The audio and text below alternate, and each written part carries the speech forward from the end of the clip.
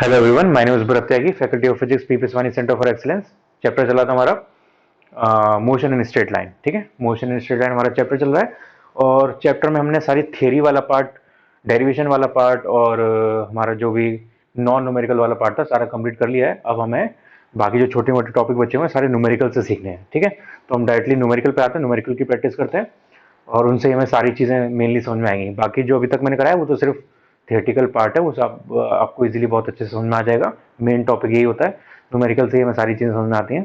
तो स्टार्ट करते हैं। मैं आपको हर टाइप के न्यूमेरिकल कराऊंगा, इजी से लेके हार्ड तक और बोर्ड से रिलेटेड से लेके कंपटीशन से रिलेटेड तक।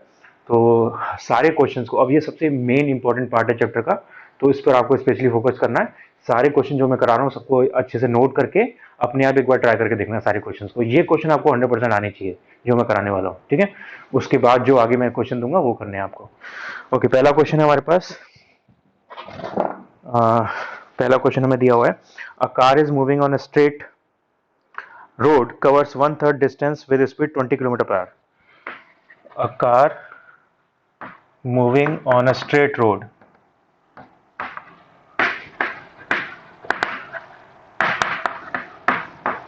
a car moving on a straight road covers 1/3 distance, covers 1/3 distance with speed 20 kilometer per hour and rest of the speed is 60 kilometer per hour.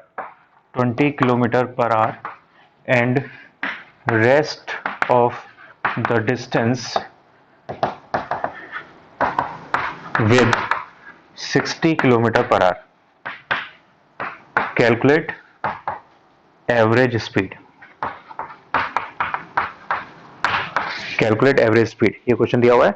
Moving on a straight road covers 1/3 distance with speed this 20 kilometre per hour and rest of the distance with 60 kilometre per hour. Average speed of the car is.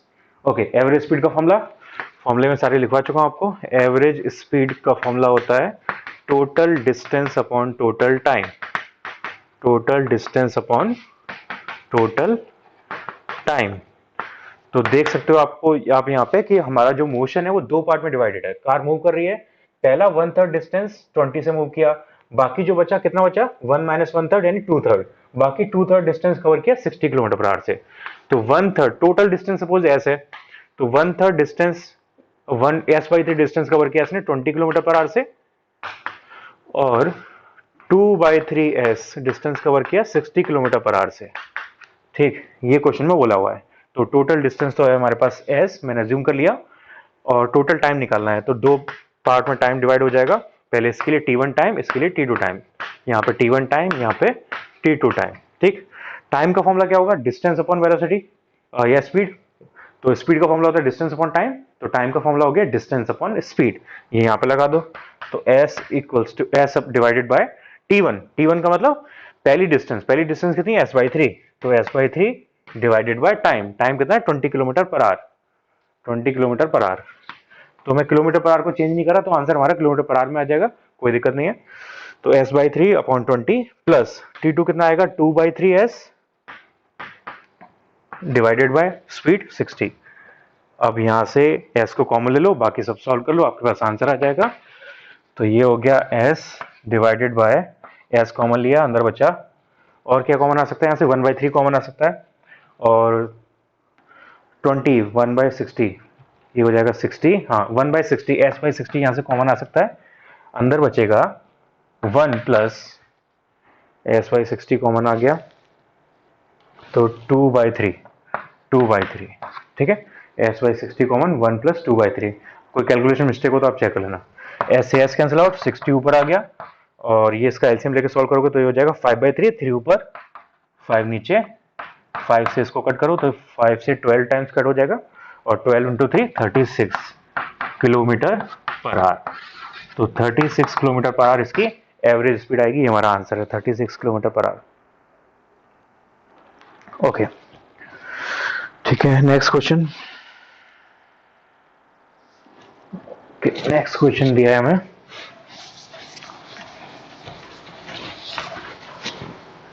जो भी मैं question लिख रहा हूं पहले अपने आप try करो, कर सकते हो आप ट्राई। पहले अपने आप ट्राई करो, नहीं हो रहा फिर मेरा सोल्यूशन देखो, फिर दोबारा इसके बाद ट्राई करना। अगर आप पहली बार में कर लेते तो वो अच्छी बात है। नेक्स्ट क्वेश्चन हमें दिया है, एक ग्राफ का क्वेश्चन है। ये हमें ग्राफ दिया हुआ है पोजीशन टाइम का, पोजीशन टाइम, ये ग्राफ है। ये ओरिजिन पॉइंट हो गया, कुछ पॉइंट्स यहाँ पर ग्राफ में बने हुए हैं ए बी सी डी। ये ए पॉइंट यहाँ पर, बी पॉइंट यहाँ पर, सी पॉइंट यहाँ पर और डी पॉइंट है ऊपर, हाँ डी पॉइंट है यहाँ पर। ओके, इसको मैं ई पॉइंट बोल देता हूँ। चलो, ये हमें पॉइंट्स दिए हुए हैं इस ग्राफ में। ठीक, अब हमें पूछा यहाँ पे the position time graph of a moving particle has shown instantaneous velocity of the particle is negative at the point.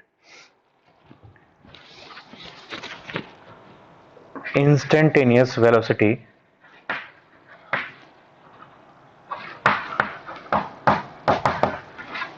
of the particle is negative at point what, ये हमें निकालना है। लेकिन इसके अलावा भी हम बाकी सारी चीजें इस ग्राफ के बारे में डिस्कस करेंगे। ओके, तो ये ग्राफ है पोजीशन टाइम, हमें जिक्र करना है वेलोसिटी का। इंस्टेंटेनियस का मतलब इंस्टेंट, किसी पर्टिकुलर इंस्टेंट पर। तो वेलोसिटी का और पोजीशन का क्या रिलेशन होता है? Velocity is equals to differential of position upon time, position upon time, या differential of position with respect to time, या simply position upon time. Position का मतलब डिस्प्लेसमेंट, डिस्प्लेसमेंट अपॉन टाइम। ठीक, तो ये रिलेशन होता है। और इसका मतलब क्या हुआ? Slope of position time graph, slope of position time graph. ठीक, और स्लोप का मतलब होता है टेन थीटा। टेन थीटा का मतलब कितना टिल्ट है हॉरिजॉन्टल के साथ, परपेंडिकुलर अपॉन बेस। तो ये थीटा जो होता है हमारा, ये स्लोप शो करता है, एग्जैक्टली टेन थीटा शो करता है, लेकिन आप थीटा से भी देख सकते हो। तो थीटा जितना ज्यादा होगा स्लोप उतना ज्यादा होगा। अगर ये ऊपर की तरफ स्लोप है तो थीटा हमारा पॉजिटिव आएगा, नीचे की तरफ है तो टेन थीटा हमारा नेगेटिव आएगा। टेन थीटा यहाँ पे ऊपर पॉजिटिव की तरफ आएगा और नीचे नेगेटिव आएगा, यानी ये इंक्रीज कर रहा है तो टेन थीटा पॉजिटिव होगा। टेन थीटा पॉजिटिव है तो स्लोप पॉजिटिव है, स्लोप पॉजिटिव है तो वेलोसिटी पॉजिटिव है। ठीक, अगर टेन थीटा नेगेटिव है तो स्लोप नेगेटिव है, हेंस वेलोसिटी नेगेटिव है। तो यहाँ पे चेक करो, इस पॉइंट पर आप टेंजेंट ड्रॉ करो, टेन थीटा के लिए टेंजेंट बनाना पड़ेगा। तो टेंजेंट ऊपर की तरफ जा रहा है, तो ऊपर की तरफ जाएगा तब इंक्रीजिंग है, इंक्रीजिंग का मतलब slope positive, hence velocity positive. तो इस पॉइंट पर वेलोसिटी इज पॉजिटिव। ठीक, इस पॉइंट पर स्लोप बनेगा नीचे की तरफ। ठीक, नीचे की तरफ स्लोप बनेगा, और मैंने जैसे बताया डिक्रीजिंग स्लोप यानी नेगेटिव स्लोप। नेगेटिव स्लोप का मतलब नेगेटिव वेलोसिटी। तो हमारा आंसर हो जाएगा इस क्वेश्चन का सी। सी पॉइंट पे जो हमारा स्लोप है वो नेगेटिव है, हेंस वेलोसिटी नेगेटिव है। ठीक, अब इसके अलावा अगर आपसे और कुछ पूछता है इसमें, जैसे सपोज बी पॉइंट पे वेलोसिटी पूछता है, तो बी पॉइंट पे स्लोप कैसा बनेगा ये, और अगर स्लोप ऐसा है तो थीटा कितना होगा? अगर इस ग्राफ को मैं पूरा प्लेन कर दूं, फ्लैट कर दूं, तो थीटा कितना हो जाएगा? जीरो हो जाएगा। और टेन जीरो की वैल्यू क्या होती है? Zero, hence slope is zero. और स्लोप जीरो का मतलब वेलोसिटी जीरो। तो यहाँ पे स्लोप जीरो है, हेंस वेलोसिटी जीरो है। और यहां पर भी सेम चीज होगी, यहां पर स्लोप सेम वैसे ही बनेगा, तो स्लोप जीरो हो जाएगा, हेंस वेलोसिटी जीरो हो जाएगी। और फिर इस पॉइंट पर दोबारा आके ऊपर की तरफ जाएगा स्लोप, हेंस वेलोसिटी फिर से पॉजिटिव हो जाएगी। तो ये चीजें यहाँ पे ये शो कर रही हैं। वेलोसिटी अगर ये स्ट्रेट लाइन में होगा पूरा तो वेलोसिटी कांस्टेंट रहेगी, अगर स्ट्रेट लाइन नहीं है तो वेलोसिटी वेरी कर सकती है, लेकिन हम ये बता सकते हैं कि वेलोसिटी पॉजिटिव है या नेगेटिव है। ठीक, तो ये सारी इंफॉर्मेशन हमें यहाँ से मिल जाएगी। तो इस क्वेश्चन को देख लेना, पूरा ड्रॉ करो इसे अच्छे से और समझना कि कौन सा आंसर कैसे यहाँ पे आया है हमारे पास। Okay, next question.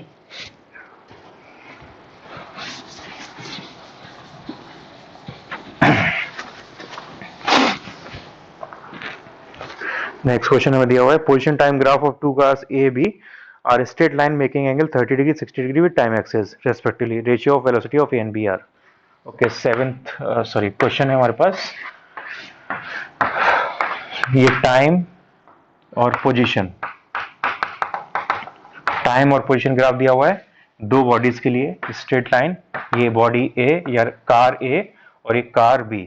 ठीक, और ये एंगल बन रहा है 30 डिग्री और ये एंगल भी बन रहा है 30 डिग्री। ठीक है। अब यहाँ से हमें ये पूछा है कि velocity of A divided by velocity of B क्या होगा। Velocity of A divide by velocity of B क्या होगा। तो आप जानते हो कि पोजीशन टाइम ग्राफ का रिवर्स कर दिया हमने, और पोजीशन टाइम ग्राफ में जो स्लोप होता है, स्लोप का मतलब टेन थीटा, टेन थीटा का मतलब position upon time is equals to velocity.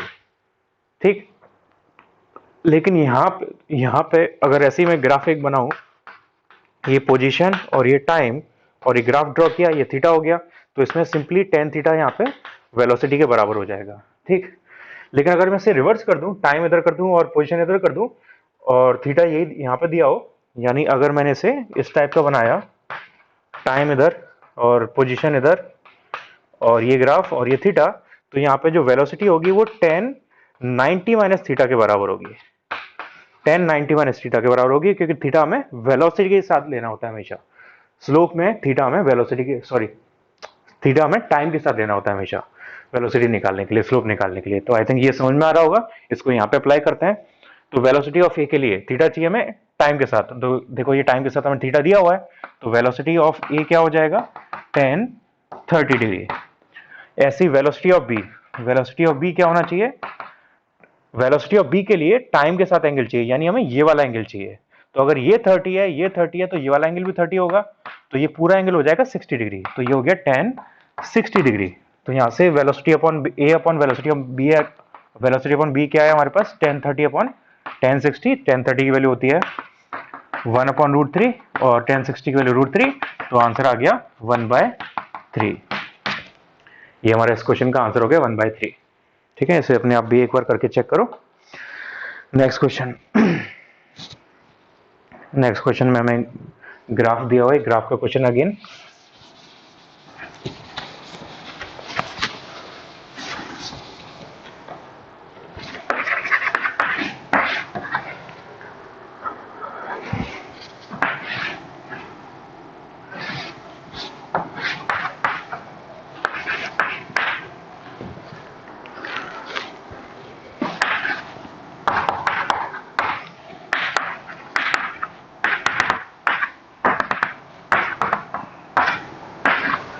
Okay, ये ग्राफ दिया वेलोसिटी टाइम का, वेलोसिटी मीटर पर सेकंड में, टाइम सेकंड में, और ग्राफ में ये सारे पॉइंट दिए हैं। ये 3 सेकंड का पॉइंट है, ये 4 सेकंड पे पॉइंट है, और लास्ट वाला पॉइंट है 5 सेकंड पर, और ऊपर ये वेलोसिटी हमें दी है 10 एंड 20, ये 10 मीटर पर सेकंड, ये 20 मीटर पर सेकंड। ओके, ये ग्राफ दिया हुआ है, हमें निकालना क्या है, variation of velocity of particle moving along a straight line as shown in figure below. Okay, ये स्ट्रेट लाइन पे एक बॉडी चल रही है, उसका ग्राफ ये शो किया गया है। The distance travelled by particle in 5 second, 5 second में कितना डिस्टेंस ट्रेवल करेगा ये हमें निकालना है। तो वीटी ग्राफ में एरिया रिप्रेजेंट करता है डिस्प्लेसमेंट, एरिया रिप्रेजेंट करता है डिस्प्लेसमेंट। ठीक है, तो इसका मतलब हमें इस पूरे ग्राफ का एरिया निकालना है, और वो एरिया हमारे पास डिस्प्लेसमेंट निकल के आएगा। वीटी ग्राफ है, वीटी ग्राफ का एरिया इज डिस्प्लेसमेंट, तो ये पूरा एरिया आपको निकालना है, ये हमारा डिस्प्लेसमेंट आएगा। तो आप कैसे निकालोगे इसे, ये ट्राइंगल का एरिया अलग निकालना, इस ट्राइंगल का एरिया अलग निकालना, और बीच का रेक्टेंगल बचेगा उसका एरिया अलग निकालोगे, तीनों को ऐड कर दो, वो हमारे पास आंसर आ जाएगा।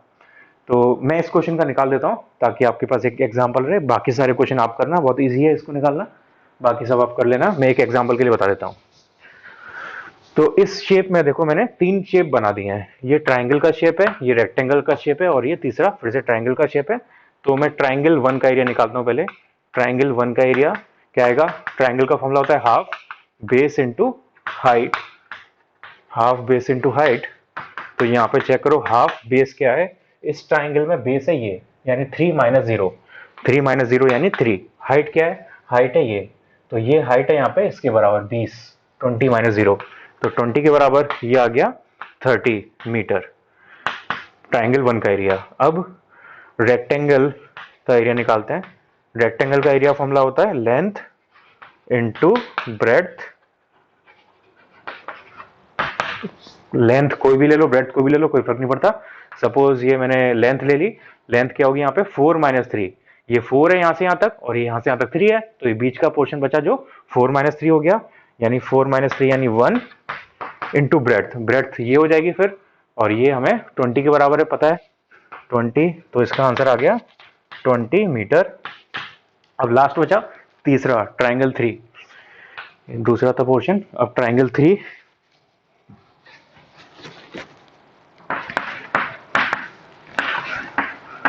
फिर से formula half base into height, half base into height, base कितना है इसका 5 4, तो यहाँ तक 4 है, यहाँ तक 5 है, 5 माइनस 4 1 बचा, हाइट, हाइट फिर से इसकी ये 20 होगी, तो ये आ गया 10 मीटर। तो तीनों को ऐड कर देंगे, हमारे पास टोटल एरिया आ जाएगा, और वो टोटल एरिया टोटल डिस्प्लेसमेंट के बराबर होगा। तो यहाँ से टोटल डिस्प्लेसमेंट आ गया हमारे पास इन 5 सेकेंड, 5 सेकेंड में निकाला है। अगर इससे कम में पूछा होता तो फिर उसके लिए एरिया निकालते हैं। Total area equals to 30 plus 20 plus 10, तो ये हो गया 60 मीटर आंसर। इसका टोटल एरिया आ गया 60 मीटर।